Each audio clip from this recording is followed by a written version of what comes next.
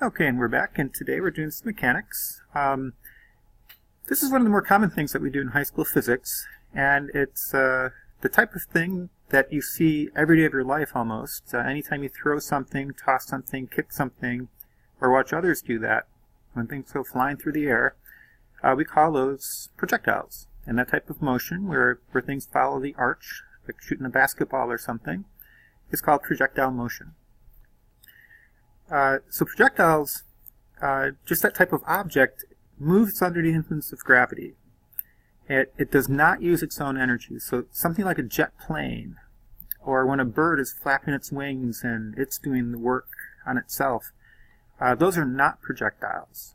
Okay, so things have to be projected from something else and be given the energy to move from something else, as if you throw something or shoot something. In high school, we typically will ignore air friction. Okay, that air friction, as you probably know, messes things up. It's tough to deal with. That's something that'll be left for computer simulations. I'll end up making a video on that just to kind of show what it's all about. Okay, so today I wanted to go through just two examples where both use the same initial conditions, and just imagine like kicking a soccer ball or something off the ground, and it's going to land, so many meters away from you. That distance that it travels from where you kick it to where it lands, we call that the range. Okay, so when you hear about like a shooting range or a golf range, they're talking about how far away the target is, or how far away the green is if you're playing golf. Now, the key to projectiles is to make an important realization that they're all fundamentally the same. We can jazz up pictures a lot and all sorts of different kinds of examples, from kicking balls to shooting BBs to shooting an arrow to cars jumping, or motorcycles, the Evel Knievel type things, jumping over things. We can make them look very different. But fundamentally they're the same. So the two ideas you have to have in mind is that you're dealing with constant horizontal velocity, whereas vertically you have constant vertical acceleration because of gravity. Okay, so constant velocity sideways, constant acceleration up and down. That's the key. And the reason that's important is because those two motions, things moving sideways and things moving up and down, are independent of each other. So basically every projectile problem is two problems in one. If you're in only two dimensions, you have the horizontal problem, you have the vertical problem. So here's the picture of our setup for our first example. This is about as simple as you can make a projectile problem, where you start and you end at the same vertical level. Okay, so kicking something off the ground, it lands on the ground. So horizontally, when we talk about a constant velocity, the only thing you have to work with is our speed equation. Speed is distance over time. But notice what I did here. It's the x velocity and the x distance. Okay, so this is a vector problem as well. We have to break the velocity of the ball. Let's say we kick it at 20 meters per second at a 30-degree angle. Okay, that 20 meters per second, when it's angled, okay, that's velocity. It's a vector. Part of that is moving sideways, part of that is moving up. Okay, now when we have in the vertical direction, because of gravity, we have acceleration. It's a constant acceleration. And so we have our three constant acceleration equations, our kinematics equations, that we can use for the vertical problem. Okay, so just going through this and kind of outlining what it looks like when you try to solve this thing, there's a few things that we could ask. We could ask for what's the range? Okay, what's that horizontal distance it's going to move? What's the highest point? Okay, what's that maximum y distance? We could ask how long is the thing going to be flying through the air before it lands on the ground? Okay, those are three unknowns. But we have a nice little collection of equations over here where we can solve a system. Okay, so one thing I notice, if I look at the speed equation in our x column, okay, our horizontal problem, if we want to find the range, we need the horizontal speed, and we need the time in the air. Okay, we just, so distance is speed multiplied by time. Okay. Well, we know the vertical, or the horizontal speed. That's the x component of the 20 meters per second. So 20 cosine of 30. Okay, so that's just going to be some number. That's going to be a little over 17 meters per second. Okay, but now we're stuck. We have to figure out how long it's going to actually be moving through the air. How do we do that? Okay, well, the only other place we have to work is in the y column. Okay, let's start thinking about what's going on up and down.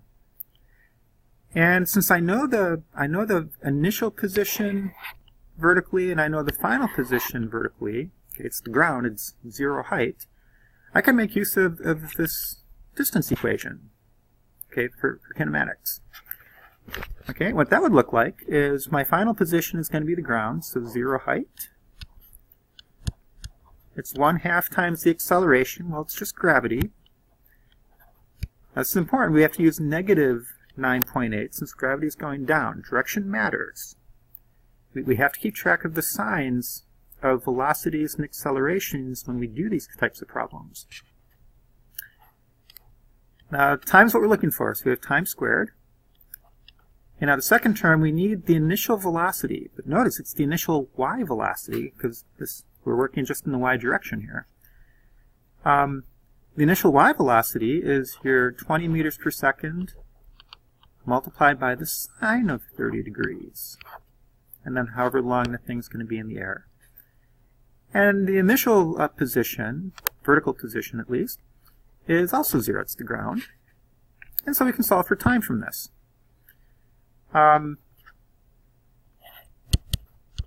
Okay, so 1/2 times 9.8 is negative 4.9. Let's see, the sine of 30 is 1/2, so 20 times 1/2 is 10 multiplied by the time. A factor of t drops out. And so when you solve this, we can actually get a time in the air of just over 2 seconds. It's something like 2.04 or however you want to round that off, seconds. Okay. Well, if we know the time in the air, we can take that and now use it in our horizontal problem, okay, our sideways problem, and we can figure out how far away the soccer ball is going to land from you. So the range, that distance, is our speed horizontally, 17.3 meters per second, multiplied by the time in the air, which is basically 2 seconds. And so it'll land about, about 34.5 or I guess 34.6 meters away. Okay. So things like that. This is very standard, very typical of a projectile problem. And again, they're all kind of set up and worked out and thought about the same ways. Okay. Now, let's just go down real quick, and I'm going to modify this problem ever so slightly. Okay, here, that's what I was talking about before, that these little modifications we can make to make it look a whole lot harder. So now say we're kicking it off a cliff, and it's going to land on a shorter cliff on the other side. There's like a little valley or gully or something down there. Same 20 meters per second, same 30-degree angle. And now the problem is, how far away does that second lower cliff have to be so that the ball will just make it and land there and not fall into the valley? Okay, now notice it's the same setup. We have constant horizontal speed sideways. We have constant vertical acceleration, okay, due to gravity. Same equations that we did before. Okay? But now here, we just know some different things. Let's say we know the two heights. It's 20 meters to start vertically, and it lands 5 meters vertically. And what we're after is the x. We're after that range so that it can just make it should we launch it at that speed and angle. Okay, so same deal. We still know our components, we know the initial horizontal and initial vertical speeds. Okay, from before, it's 20 times the cosine of 30 is 17.3 meters per second. And we still need the time in the air if we want that distance. Okay, where do we get the time? We get it from the vertical problem. Okay, I'm going to use that same equation, that position equation, because I know what our final height is vertically. It's 5 meters. I know the acceleration of gravity is still negative 9.8. We have time squared. Okay, the initial vertical speed is 20 times sine of 30, which is 10 meters per second, multiplied by time, and our initial vertical position is the 20 meters. Okay, so I just go item by item, term by term, and just stick in the values that we know. And now in this case, it's a little trickier to solve it. We have a quadratic equation. So let me subtract 5 over to the right, and see negative 4.9 t squared for the first term. We have 10t for the second term. Notice that the 10t is positive. It was before as well, and that's because the initial velocity in the vertical direction is up, in the positive direction. We could have thrown it or kicked it downward, and we'd have to make that negative to reflect that direction. And then we have 15 over there. I'm not going to bore you by going through the quadratic equation for this. When you work it out, though, you can solve for time, how long it takes to fly across there and land on the other side. And when you do this, you should get just over 3 seconds. I came up with 3.05 when I rounded off. Okay, use that, bring it over to the horizontal problem, and boom, we can find out what that minimum distance across has to be.